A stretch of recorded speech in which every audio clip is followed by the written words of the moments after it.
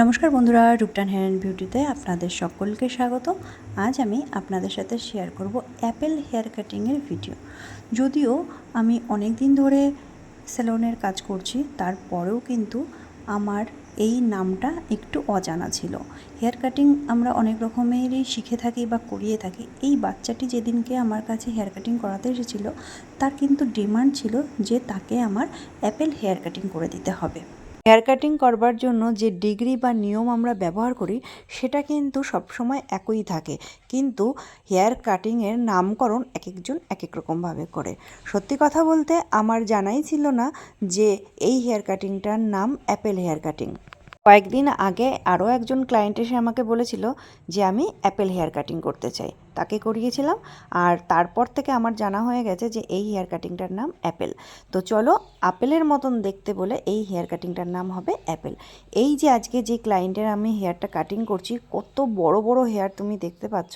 এত বড় বড় হেয়ারটাকে কিন্তু কেটে আমরা ছোট করে তার একটা শেপ দেবো, যেটা কিনা আপেলের মতন দেখতে হবে। সত্যিই বলছি, এত বড় বড় হেয়ারগুলো কাটিং করতে আমার ভীষণ মায়া লাগে, তবুও কিছু করার নেই, ক্লায়েন্ট ডিমান্ড বলে কথা।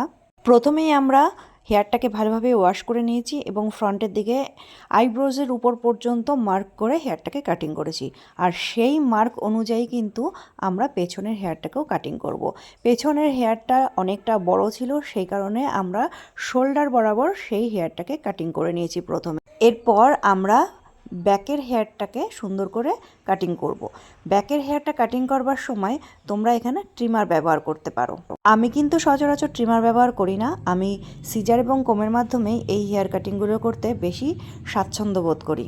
ফিনিশিংটা কিন্তু খুব ভালোভাবে তোমাদেরকে করে নিতে হবে ব্যাকে। আজকে আমাদের এই ক্লায়েন্ট কিন্তু কলকাতার নয়, কলকাতার বাইরের। কলকাতার বাইরের সমস্ত বাচ্চাদের হেয়ার কিন্তু সবসময় তারা বড় রাখতে পছন্দ করে। আমাদের কলকাতার বাচ্চাদের কিন্তু হেয়ারটা সবসময় আমরা ছোট করে কাটিং করি।